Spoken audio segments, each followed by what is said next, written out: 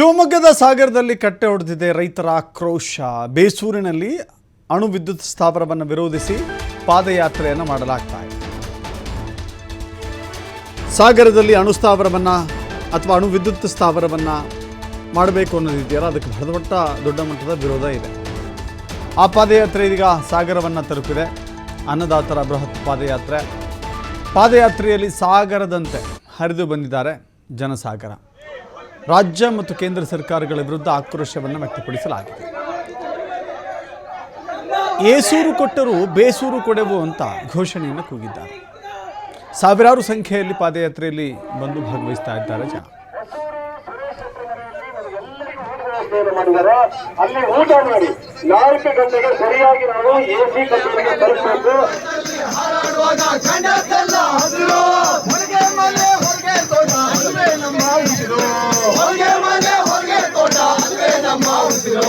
ಅಯ್ಯಯ್ಯೋ ಬೇಡ ಬೇಡ ಅಯ್ಯಯ್ಯೋ ಎಲ್ಲಿಯವರೆಗೆ ಹೋರಾಟ, ಯಾತಕ್ಕಾಗಿ ಹೋರಾಟ? ಮಲೆನಾಡಿನ ರೈತರ ಹೋರಾಟಕ್ಕೆ, ಮುಳುಗಡೆ ಸಂತ್ರಸ್ತರ ಹೋರಾಟಕ್ಕೆ, ರೈತ ಉದ್ಘಾಟನೆ ಮಾಡಲು ಬಂದ ಸ್ವಾಮಿರಾರಿಗೆ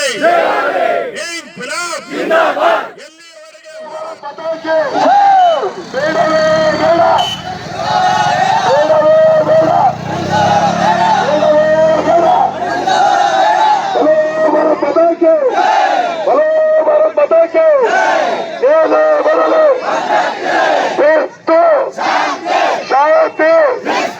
ಒಕ್ಕಟ್ಟಿನಲ್ಲಿ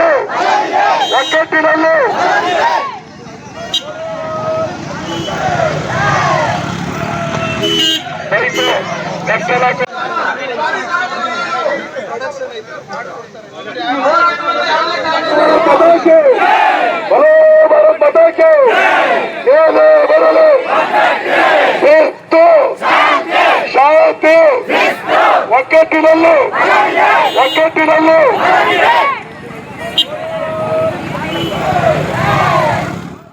ಆ ಜೋಗ ಇದೆ, ಲಿಂಗನಮಕ್ಕಿ ಡ್ಯಾಮ್ ಇದೆ. ಅಂಥ ಡ್ಯಾಮನ್ನು ಬಿಟ್ಟು ಅವರು ಹೇಳ್ಬೋದಿತ್ತು. ಹೌದು ನಮ್ಮ ಜನಗಳಿಗೆ ಗೊತ್ತಾಗದೆ ಈ ಆಕ್ರೋಶ, ಅದಕ್ಕಾಗಿ ನಾವು ಆಕ್ರೋಶ ಮಾಡ್ಕೊಂಡಿದ್ದೀವಿ. ಅದು ಇಲ್ಲಿ ಕಸ್ತೂರಿ ರಂಗನ್ ವರದಿ ಕೂಡ ನಮ್ಮ ಈ ಬೇಸೂರಲ್ಲಿ ಇದೆ. ಇದು ಹಾಗಾಗಿ ಅವ್ರ ಪರಿಸರವನ್ನು ಕಡಿಯೋಕ್ಕೂ ಬರಲ್ಲ, ಮಾಡೋಕ್ಕೂ ಬರೋದಿಲ್ಲ. ಹಾಗೆ ಮಾಡಿಕೂಡ್ದು ಅಂತೇಳಿ ನಮ್ಮ ಆದೇಶ. ಇವತ್ತು ಇದು ಎಚ್ಚರಿಕೆ ಕೊಡ್ತಾ ಇದ್ದೀನಿ ಸರ್ಕಾರಕ್ಕೆ. ನಾನು ಒಬ್ಬ ಅಲ್ಲ, ಇಡೀ ಸಾವಿರಾರು ಜನ ಎಚ್ಚರಿಕೆ ಕೊಡ್ತಾ ಇದ್ದಾರೆ. ಇದು ಮೊದಲನೇ ಹೋರಾಟ, ಇದು 2ನೇ ಹೋರಾಟ ನಮ್ಮದು. ಇದು 1 ತಿಂಗಳು ಗಡುವು ಕೊಡ್ತೀವಿ ನಾವು DC ಅವರಿಗೆ. 1 ತಿಂಗಳೊಳಗೆ ಸರ್ಕಾರ ನಮ್ಮ ಹತ್ರ ಬಂದು ಈ ಜಾಗ ನಾವು ಮಾಡೋದಿಲ್ಲ ಅಂತೇಳಿ ಸರ್ಕಾರ ಹೇಳಬೇಕು ಸರ್. ಇದು ಅಣು ವಿದ್ಯುತ್ ಸ್ಥಾವರ, ಇದು ಬೇಸೂರಲ್ಲಿ ಆಗ್ತಕ್ಕಂಥ ಒಂದು ಪ್ರಾಜೆಕ್ಟ್ ಆಗಿತ್ತು.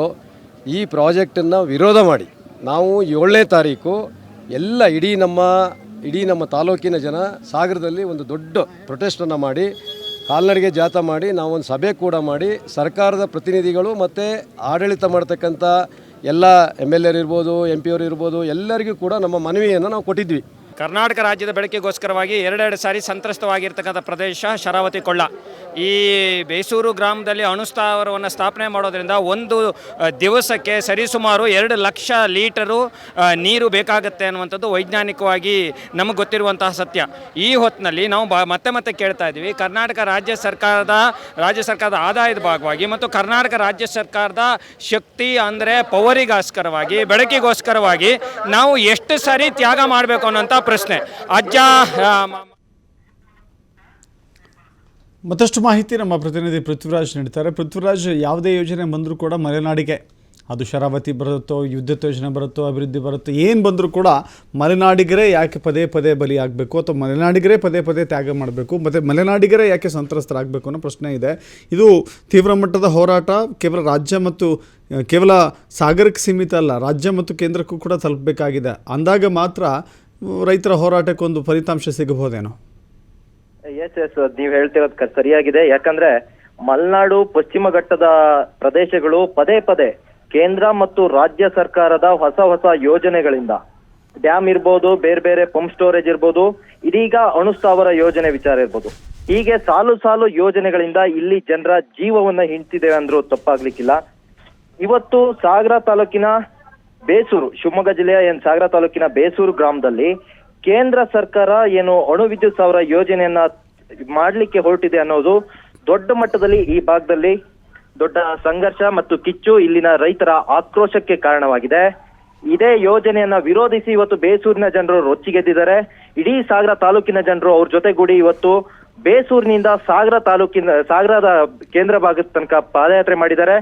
ಸಾಗರದ ಎಸಿ ಕಚೇರಿಯಲ್ಲಿ ಈಗ ಎಲ್ಲರೂ ಜಮಾವಣೆಯಾಗಿ ಸರ್ಕಾರ ನಮಗೆ ಅಧಿಕೃತವಾಗಿ ಈ ಯೋಜನೆ ಜಾರಿ ಆಗೋಲ್ಲ, ನಿಮ್ಮ ಭೂಮಿಯನ್ನ ಈ ಯೋಜನೆಗೆ ಬಳಸೋಲ್ಲ, ಬೇಸೂರಲ್ಲಿ ಈ ತರದ ಯಾವುದೇ ಯೋಜನೆ ಮುಂದುವರಿಸಲ್ಲ ಅನ್ನೋದನ್ನ ನಮಗೆ ಲಿಖಿತ ರೂಪದಲ್ಲಿ ಕೊಡ್ಬೇಕು ಅಂತ ಹೇಳಿ ಎಸಿ ಕಚೇರಿ ಮುಂದೆ ಪಟ್ಟು ಹಿಡಿದಿದ್ದಾರೆ. ಈಗ ಇಲ್ಲಿ ಪ್ರತಿಭಟನಾ ಸ್ಥಳಕ್ಕೆ ಈಗ ಸಂಸದರು BY ರಾಘವೇಂದ್ರ ಅವರು, ಶಾಸಕರು ಕೂಡ ಬಂದಿದ್ದಾರೆ. ಹಾಗೆ DC ಅವರು ಕೂಡ, ಶಿವಮೊಗ್ಗ ಜಿಲ್ಲಾಧಿಕಾರಿಗಳು ಕೂಡ ಈಗ ಸ್ಥಳದಲ್ಲಿದ್ದಾರೆ. ರೈತರು ಮತ್ತು ಅವ್ರ ನಡುವೆ ಒಂದಿಷ್ಟು ಚರ್ಚೆಗಳು ನಡೀತಾ ಇದ್ದಾವೆ. ರೈತರು ತಮ್ಮ ಬೇಡಿಕೆಗಳನ್ನ ಅವ್ರು ಮುಂದಿಡ್ತಿದ್ದಾರೆ. ಯಾವುದೇ ಕಾರಣಕ್ಕೂ ಲಿಖಿತವಾಗಿ ಜಿಲ್ಲಾಧಿಕಾರಿಗಳು ಬರೀ ಬಾಯಿ ಮಾತಿನ ಹೇಳಿಕೆ ಅಲ್ಲ, ನಮ್ಗೆ ಲಿಖಿತವಾಗಿ ಕೊಡ್ಬೇಕು. ಅದು ನಮ್ಗೆ ಒಂದು ದೃಢ ಆಗುತ್ತೆ. ಅಲ್ಲಿ ತನಕ ನಮ್ಮ ಹೋರಾಟ ನಿಲ್ಸಲ್ಲ. ನೀವು ಇನ್ ಕೇಸ್ ನೀವು ಲಿಖಿತವಾಗಿ ನಮಗೆ ಭರವಸೆ ಪ್ರಕಟಣೆಗಳ ಮೂಲಕ ನಾವಿಲ್ಲಿ ಯೋಜನೆಯನ್ನ ಜಾರಿಗೆ ತರಲ್ಲ ಅನ್ನೋದನ್ನ ಹೇಳದೇ ಇದ್ರೆ ಸತತವಾಗಿ ಅವ್ರ ಹತ್ರ ಧರಣಿ ಮಾಡ್ತೀವಿ. ಮುಂದಿನ ಇನ್ನು 4-5 ದಿನಗಳ ನಂತರ ಮತ್ತೆ DC ಕಚೇರಿ ಎದುರು ಕೂಡ ಬಂದು ಧರಣಿ ಮಾಡ್ತೀವಿ ಅಂತ ಇಲ್ಲಿನ ರೈತರು ಹೇಳ್ತಾ ಇರುವಂತದ್ದು.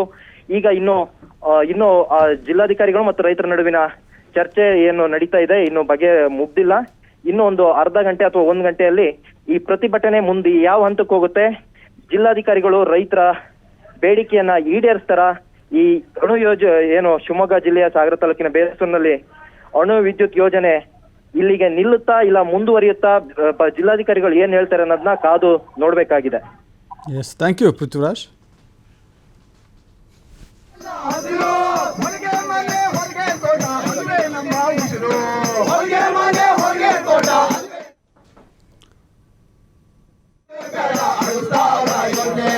ಅಯ್ಯಯ್ಯೋ ಬೇಡ ಬೇಡ